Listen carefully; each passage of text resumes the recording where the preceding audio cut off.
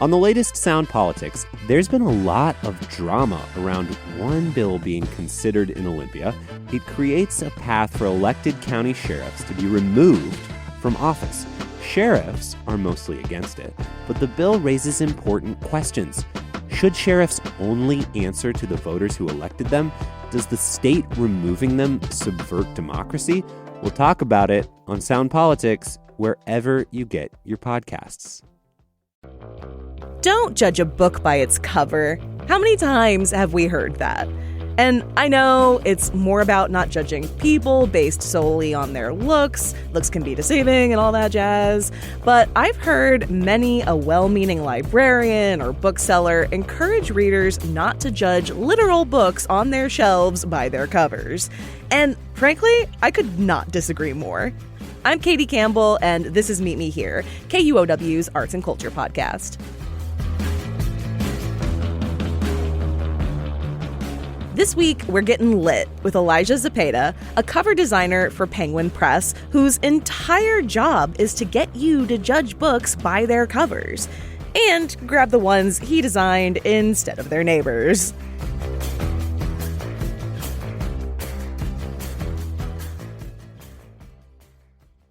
I don't know about y'all, but I want to like the book I'm holding. I want it to call to me, even when it's sitting on my bedside table. Maybe especially when it's sitting there, not being read. There's a literal art to cover design, and Elisha Zepeda gave me a window into it when I happened to follow him on Instagram. He posts these mesmerizing videos showing design prompts he gets and the covers he designs in response. Then shows which the publisher actually selected. Sometimes they pick my fave, and I feel oddly proud to have selected, like, the right one, air quotes. And sometimes they're just wrong. They didn't pick the one I liked. Anyway, I wanted to know more about what goes into this kind of work and why it's totally cool to judge books by their covers. So I called up Elisha, who joins me now from Portland. Hey, Elisha.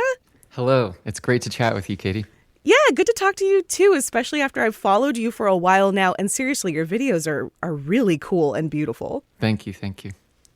So I usually start these interviews by asking my guests what their literary hot take is, but maybe we should change that up a little bit. So we'll say, Elisha, what's your literary art hot take, or maybe just like your artistic hot take? Well, my artistic hot take, I would say, I like when book covers don't look like book covers.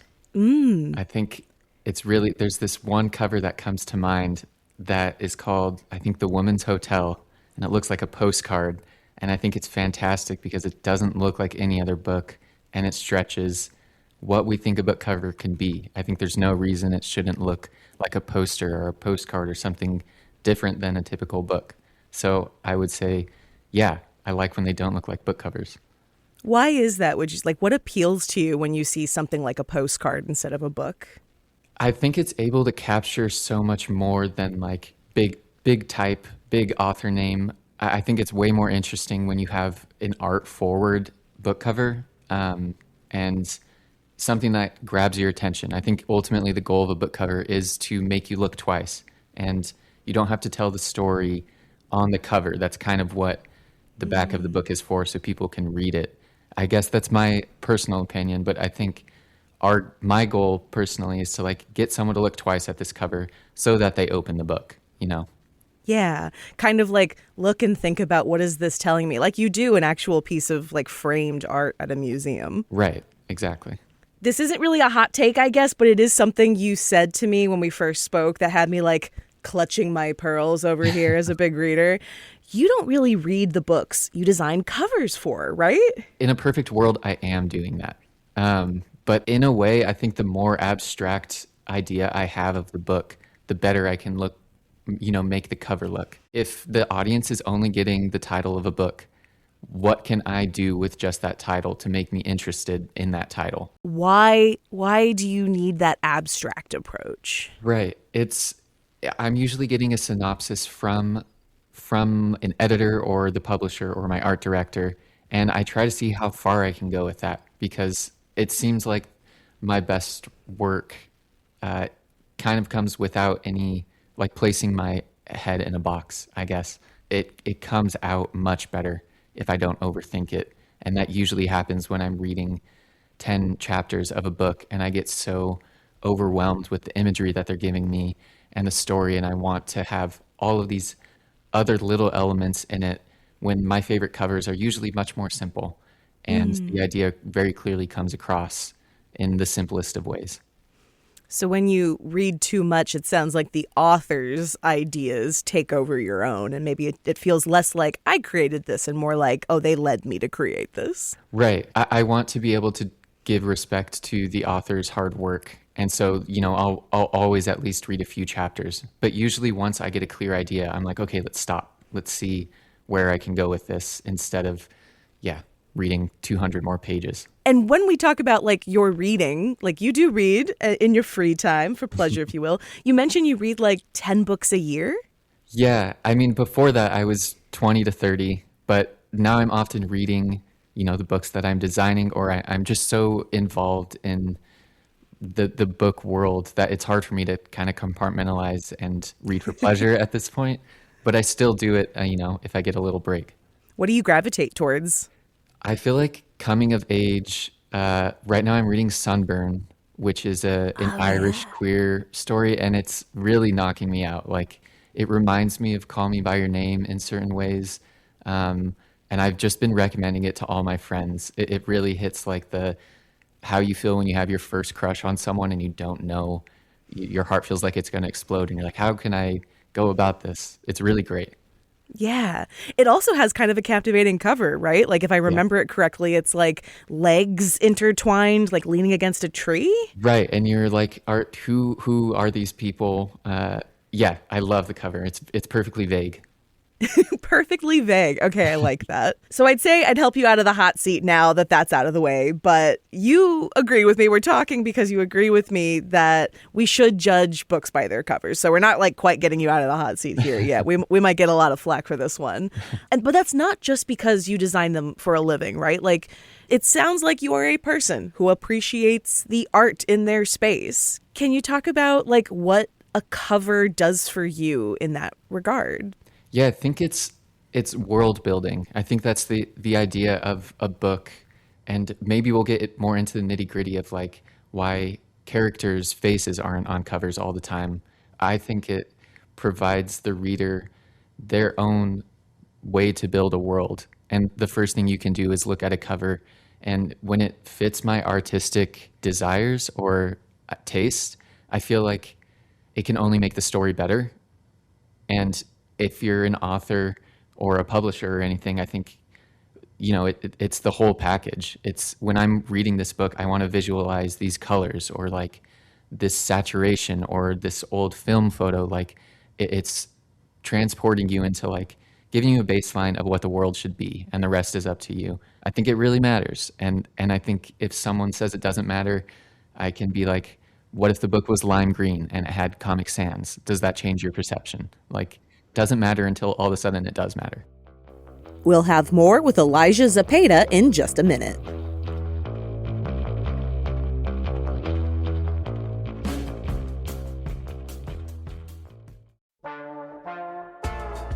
Every Friday on Seattle Now, we break down the week's news. This week, Seattle knows how to party, but boy, we left behind a lot of trash at the Seahawks Super Bowl parade. If I do produce trash, I'm going to carry it with me. You're that gal. Yeah, Yeah. no question. Yeah. Like for as long as I need to. I'm a trash gal. Did you see me? Hear that and more on Seattle Now, wherever you get your podcasts.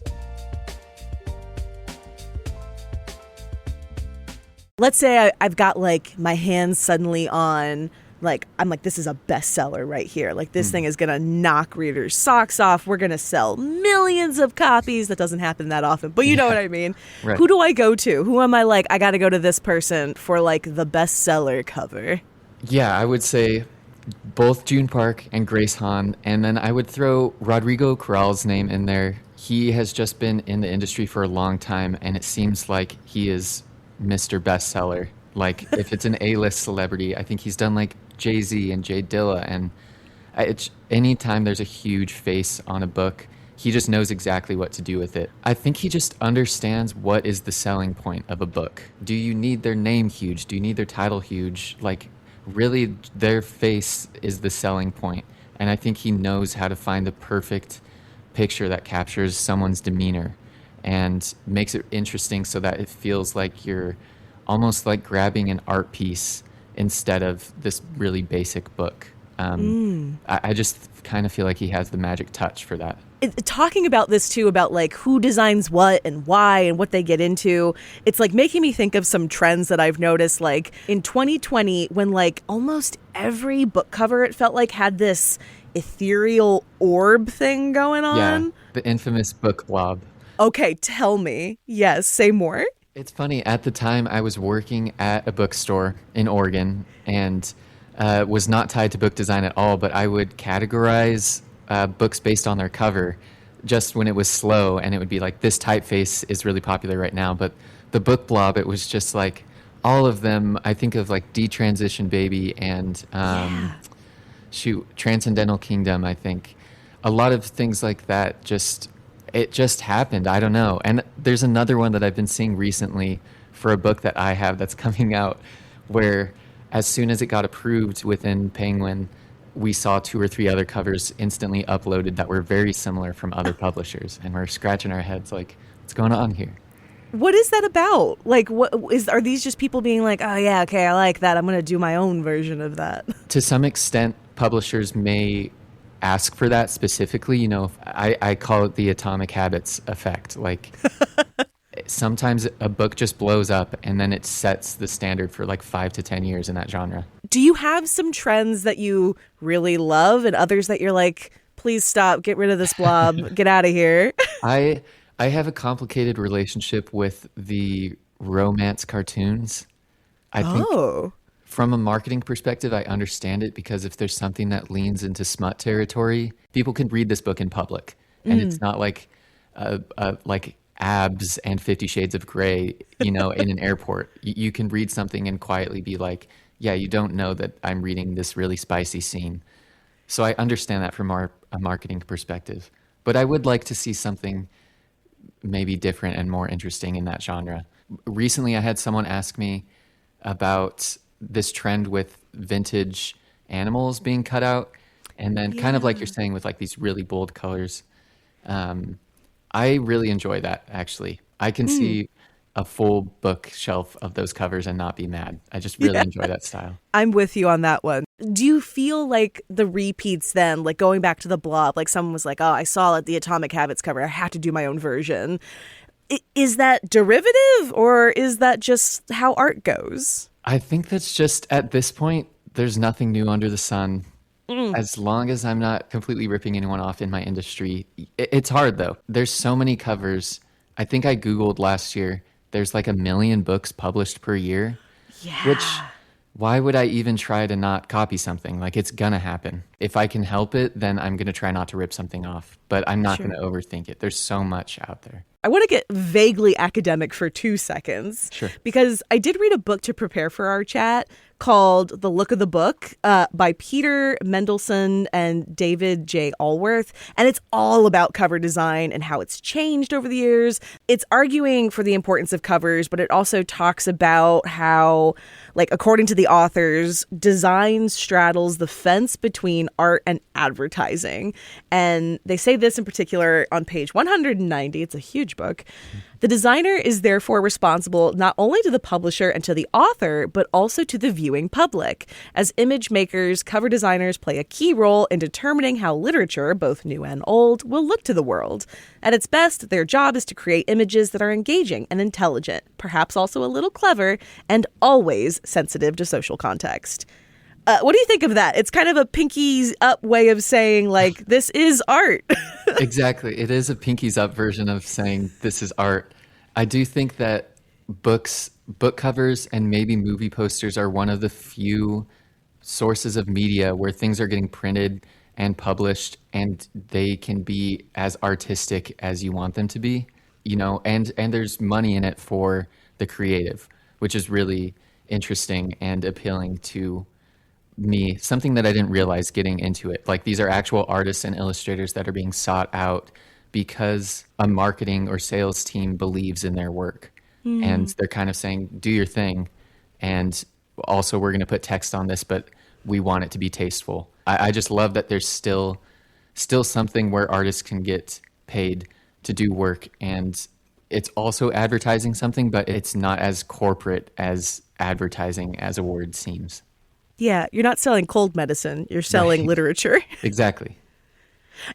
And like to that point, like this is your livelihood, right? Like this is like you support yourself getting to design book covers. Like that feels really cool. Right. It is amazing. And I think, I was interested in design in college. I didn't go to school for it, but I would always look at packaging or, posters or books. And it was almost more inspiring to me to see bad design, because I knew I can do something better than that. Someone got paid to do this. Why can't that be me? And so I tried to find my niche and ended up in book design, and really love that I'm able to flex that creative muscle and earn a living from it. I'm really grateful for that. And not for nothing, you got your start in Oregon, right? With like a local publishing house. Right. Which is amazing. When everything is based in New York, I feel like an anomaly for sure. That's so cool. And I mean, we're talking a lot about the work that goes into these covers, but what have you designed recently? Is there something that like you just finished that you're like, I really love what I did with that? Yeah, there's one coming out that's called Inheritance by Jane Park, not to be confused with June Park, who I mentioned earlier. Inheritance by Jane Park. It's by a publisher called Pegasus. I think they're through Simon & Schuster. It comes out in a few months. It's one of my favorite ones that I've done recently. Describe this cover. It's really gorgeous. They really wanted me to work with Yoon Han-do. It's a knife specific to this author's culture. And I didn't want it to look like a knife plastered on a cover. Like I wanted some sort of collage element. And I was reading the source material and it just felt really layered. And they wanted something that felt like a collage that also had this knife that had wheat planes. And I'm like, how is that going to work? So I had this idea of like a train or a bus window to kind of have these rounded corners, which that was a really good baseline of like, okay, I can have layers of this thing and cut and piece all of these elements together. You're very good at the collage work, Right. Elijah, I will say. Thank you so much. And your color selection is on point. Like Inheritance, like you mentioned, like a bus window. Like it's like school bus yellow around this window you have created. It's really beautiful. Thank you so much. Okay, Elijah, one last thing. I know podcasts aren't like the most visual medium, but I'd love to play a game if you're down. Absolutely. Okay, I'm going to show you 5 covers of books that were popular in Seattle last year. I've tried to avoid penguin covers so you don't have to talk about yourself or your colleagues. But I want you to do 2 things. You're going to briefly tell me whether you like it or not and what makes you like it or not. So I mentioned the look of the book earlier, and I would say something like, yes, I like it because I like the scrapbook vibe. Just little quick takes. Is that cool? That's great. First up, folks who listen to this show will remember that this book was mentioned a number of times last year. It became super popular in Seattle, even though it is an older title that's just kind of had a new renaissance. This is I Who Have Never Known Men by Jacqueline Hartman. What do you think of this cover? Fantastic. No notes. Wouldn't change a thing. I agree. It's beautiful. I bought a copy myself and it is proudly displayed. Okay. Book cover number 2, Abundance by Ezra Klein and Derek Thompson. It just feels weird and sort of abstract and futuristic. And I think it frames abundance in a really interesting way that I wouldn't have thought of on my own. Okay, I like that. I don't like this cover personally, but that's okay. It feels a little like The Blob has come back. Blob. Number 3, The City and Its Uncertain Walls by Haruki Murakami. My favorite interpretation of Murakami writing as a cover. It looks like this Japanese, almost wood block, old, but also modern interpretation of that illustration. Yeah, it's gorgeous. I love this and I love this book. All right, the next one is a River Alive by Robert McFarlane. We are getting into book blob territory again, I think, with this one. Do you like it, or are you kind of like, ugh? I love the colors. I think it jumps off the page.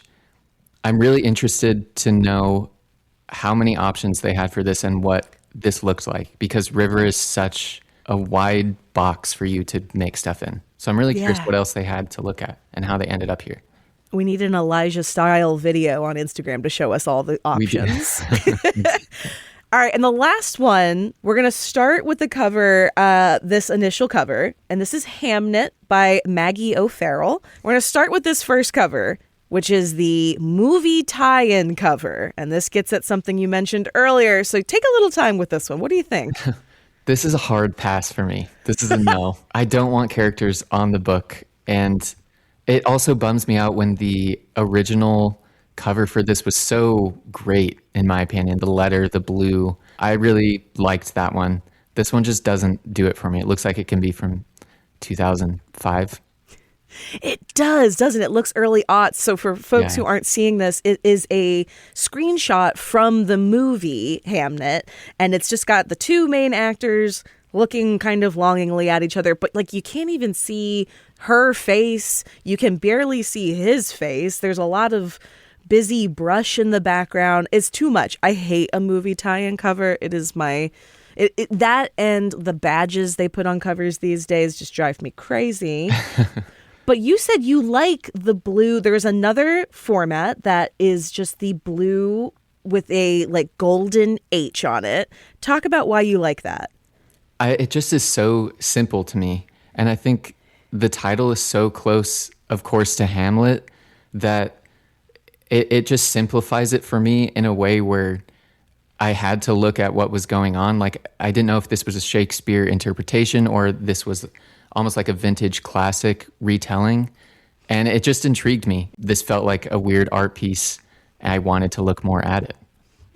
Okay. I had a different... to me, it was too simplistic. And I was just like, okay, H. That's fair. There is also a third cover. It's the hardcover. It looks like this is the 2020 hardcover. And this has a person with kind of like a Shakespearean era hat on and a feather covering their eyes. What do you think of that one? The idea of it is interesting. I'm not a huge fan of the scroll. The scroll, it just feels fake to me. Yeah. It gets the point across, though. It tells you exactly what you're opening up. It does say in one of the little scrolls, a novel of the plague. So it gives me a little bit more than some of the other covers do. But I agree, the scroll with the title in it feels a little clip arty. It does. And for everybody listening who's like, Katie, what are you doing to me? I can't see these things. We are going to put them in the web write-up. You're going to be able to find that at kuow.org/meet or kuow.org/books, whichever one you prefer.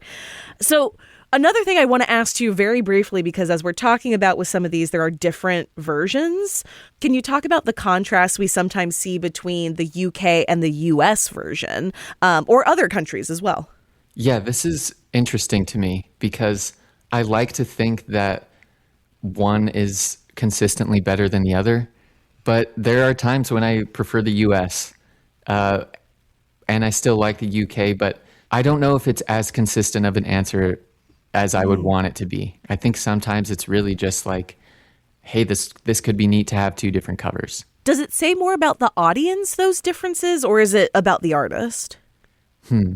My perception on theirs is they tend to be a little more cool, perhaps, or trying different art styles, where American ones tend to feel a lot more commercial. But that's just for certain books. I mean, sometimes there's world breakers.